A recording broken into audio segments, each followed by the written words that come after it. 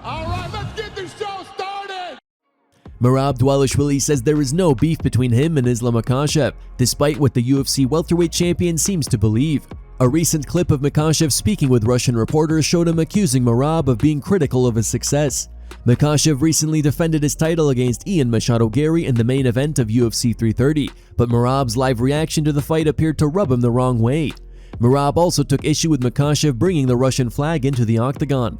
However, on Wednesday, Merab took to social media to clear the air with Makhachev and explain what he actually meant with his comments following Makhachev's victory. What's up, guys?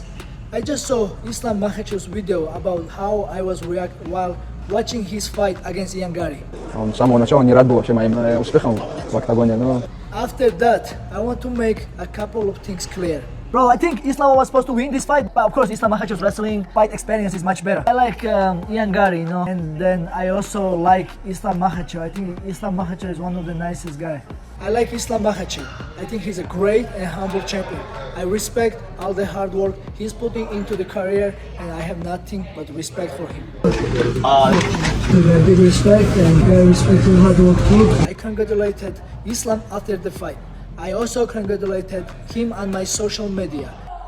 Nice. Islam and Shavkat will be a great fight. Islam will kill Morales, Islam will kill him. But when I saw his team bring the Russian flag into the octagon, I was upset. I thought they're not allowed to have a flag there, bro. They don't let me use the flag. And the reason I react that way is because first, during all 5 of my UFC title fights, I was never allowed to bring my Georgian and American flag into the cage. This flag is banned everywhere in the world. I also want to make one thing very clear. I don't hate Russian people. I hate Russian politics and Russian government. My problem is with the government and its action, not with ordinary Russian people. This is very personal. Russia occupies around 20% of Georgia, and there has been history of war, occupation, suffering against my Georgian people. Russia has also been responsible for terrible violence in Chechnya, and they are still killing people in Ukraine. Russian media is always asking me provocative questions, but they will never translate this video honestly or show what I'm actually saying, because of it doesn't fit their narrative they want to create. Reality is Russian government is dictator and corruption. There is no freedom of speech, and if you protest anything in Russia, you go to jail. This is the facts. We all know the Khabib and Islam, they are from Dagestan, Mosar Evloev from Ingushetia. All different countries. They are Muslim people, they have own culture, own tradition. So like, I'm not gonna say occupy, but yeah, somehow the Russia take over those countries and they have to represent Russia. And for me, people of the Caucasus, Dagestan, Chechnya, Ingushetia, and other parts of region have their own identities, cultures, history. I respect people of the Caucasus. Dagestan, he's Caucasian, you know, and like we are friends, and they have people like Georgia, you know. So I said he's from Dagestan, but he just represents the Russian flag. I understand, but Islam say no, we are part of the Russia. So I understand, you know. So again, this was never about Islam personally. Kevin Holland has confirmed that he was the mystery fighter Dana White was referring to following the latest episode of Dana White's Contender Series. After the show, Dana made a surprising claim that one fighter had earned $11 million throughout his career despite never challenging for a UFC title after appearing on DWCS. Many fans quickly speculated that Holland was the fighter in question. While Holland initially denied the rumors, he has now confirmed that they were indeed about him, making him the $11 million man Dana was referring to. That fighter's not me. I'm just now waking up. Tell y'all right now, that fighter's not me. Don't listen to that shit. Y'all, it's the $11 million man. I'm here to tell y'all one thing right now. Man made $11 million, but I done had like 4 kids, paid taxes, got divorced 3 times. Shit's fucked up. Tom Aspinall is here to stay. The UFC heavyweight champion released a statement Wednesday affirming his standing with the promotion, apparently reacting to social media rumors that he has relinquished his title and his time with the UFC has come to an end. Tom wrote, "I'm not leaving the UFC. I've never said I have in any interview, and any words that have been taken from others today are simply not true. We are talking with the UFC daily and they will update you guys always." Though Aspinall has provided frequent updates to media and fans on his health, neither he nor the UFC have provided a timetable for his return. Gon currently waits in the wings for his rematch after winning an interim title by defeating Alex Pereira at UFC White House. The Nevada State Athletic Commission is standing by its decision to fine 3 UFC 329 fighters for their post-fight celebrations, despite facing heavy criticism. At Wednesday's meeting, the NSAC approved $2,500 fines for Paddy Pimblett, UFC 329 headliner Max Holloway, and Gable Steveson. All 3 fighters picked up victories at the July 11th event and celebrated by climbing over the octagon fence. Although climbing out of the cage has become a familiar sight in MMA, the NSAC has made it clear that it does not approve of the practice. The commission had already come under fire for withholding the fighters' purses, with UFC Hall of Famers Daniel Cormier and Michael Bisping among those calling out the decision. Bisping went a step further, accusing the commission of simply trying to make extra money. Now, NSAC Chairman Dallas Hound has addressed the backlash and explained why the commission continues to crack down on fighters who exit the octagon after their bouts. "We had close to 10 minutes of complete chaos," Hound said. "When it was over, the police holding cells in the back of T-Mobile Arena were full of people handcuffed, laying on their stomachs. In the city of Las Vegas, we want our guests to have a good time, but we also want them to be safe." That one incident caused the commission to take a very firm stance with that. "We're very clear with the fighters, again, before they enter the cage, do not leave the cage for any reason. These 3 items, they're jumping the cage to shake Dana's hand. We appreciate the difference. Someone from the crowd behind Dana screaming something could change that in an instant. While we're not comfortable and we don't like doing these instances, for the safety of the crowd and having learned from UFC 229 in 2018, we feel very strongly about it." What do you guys think about the NSAC handing out fines for post-fight celebrations? Let us know in the comments below. Bella Mir has issued a statement following the first loss of her MMA career. Frank Mir's daughter entered Dana White's Contender Series on Tuesday with a perfect 4-0 record. The 23-year-old was a massive 60-1 favorite to defeat Alex Apodaca, but she ended up suffering the biggest upset in the history of the competition. Following the shocking defeat, Mir took to social media to address the loss, writing, "I've lost so many times. Big or small, each loss carries me into a different mindset and learning experience to be a better athlete. I have overcome every single obstacle into my life and I will overcome this one. Now it's just a bit different that this loss is more famous than my other ones. Thank you so much to everyone sending me love and encouragement. And I promise to all of you that it takes way more than hate and one single loss in my MMA career to break me. I want to thank my team, my family, my fans, and Dana for getting me here and further.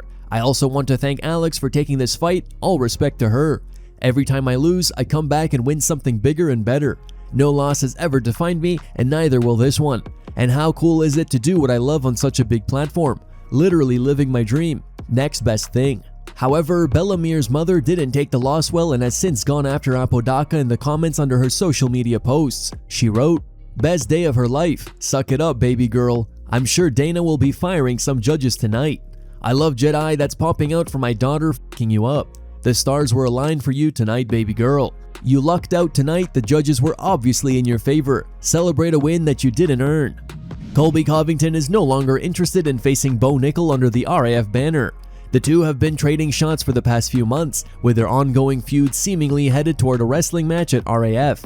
However, following Nickal's recent loss to Max McNally at RAF 12, Covington revealed in a recent interview with Submission Radio that he has lost interest in facing Nickal. Yeah, I mean, you know, he talked a big game, but look what happens every time he's on the world stage. You know, he comes up short. So my reaction is pretty hilarious. You know, he talks a big game, but he can't go out there and, you know, get the job done. So, you know, he's a bozo. You know, he's not a star. No one cares about him. You know, you got a lot of people, you know, talking the talk, but they can't walk the walk. So, you know, he quit to a Dutch grappler. A Dutch grappler, Dennis. Like, a Dutch grappler doesn't even know how to strike, and you quit to that guy?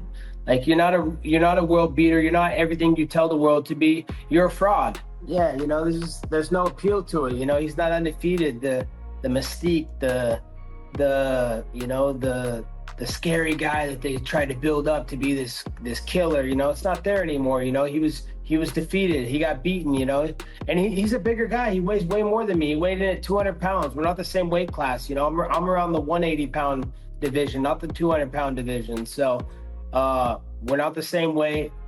You know, he's an irrelevant bum. He doesn't know how to do show business. He's a clown. He's acting all privileged, like he deserves everything. And, oh, I come from this, I deserve this. And he doesn't want to earn it. So, you know, there's no freebies up to the top when you're a loser like him. Sean Brady is backing Din Thomas to be in his corner for his next fight, despite the controversy surrounding Thomas's brief retirement. Thomas drew heavy criticism for announcing his retirement shortly after Gillian Robertson's title loss to Mackenzie Dern, with fans and pundits accusing him of taking the spotlight away from his fighter. He later apologized for the timing of the announcement, but recently hinted that he could be in Brady's corner for his upcoming fight against Gabriel Bonfim. Speaking on the Ariel Helwani show, Brady said he didn't agree with when or how Thomas announced his decision to step away from cornering. Despite that, Brady still wants Thomas in his corner if he decides to return. The thing with Dean is, I think I do not agree with what Dean said and how he said it online. I think maybe that shouldn't have been said. I feel like Dean regrets what he said and how he said it. I feel like that is definitely something I would want to be said to me in private, but it's also very hard to ask these guys who are on this emotional roller coaster with you. Like, you go out there, you just lost a fight, like, and it's not you fighting, but it feels like when I'm cornering guys and they lose, like, it crushes you, you know? So for him to go out there and put that hat back on, maybe he was frustrated with things she was doing in the fight, you know? And then he says what he says, and then the world just piles on him. I don't think it was fair for everyone to stack on him the way that they are because of one thing he said. Yes, he shouldn't have said it. He said he's sorry. I love Dean. Dean has flown up to Philly multiple times, never asked me for anything. He's done a lot of good things for me and my team. And as far as right now, I don't know if he's going to corner me or not. We're still going to be working together. He was actually up here the Tuesday after that happened, working with me and the guys. So I'm still going to be working with Dean. I don't know if he's going to be my corner. And if that's something that he wants, if he wants to be in my corner, I will gladly have him. And if he doesn't want to do it because of this whole thing, I completely understand. Chris Barnett has found a new home in Power Slap. On Wednesday, Power Slap announced that Beast Boy has signed with the slap fighting promotion and will compete in its heavyweight division following his release from the UFC. Barnett does not yet have a debut opponent or date scheduled. Barnett spent 4 years on the UFC roster, fighting 6 times and going 2-4 during his run. The 40-year-old veteran was released last year following a disappointing loss to Hamdi Abdelwahab, but he quickly bounced back and returned to the win column in Karate Combat. Notably, Barnett becomes the first male former UFC fighter to make the move to Power Slap. Paige Van Zandt and former UFC strawweight Emily Whitmire were the first female fighters to make the transition. Here are the top 3 memes found on the internet. Number 3 meme was posted by Smash Talk. Number 2 meme was posted by Dazzling Bake. And number 1 meme was posted by SG Shrek.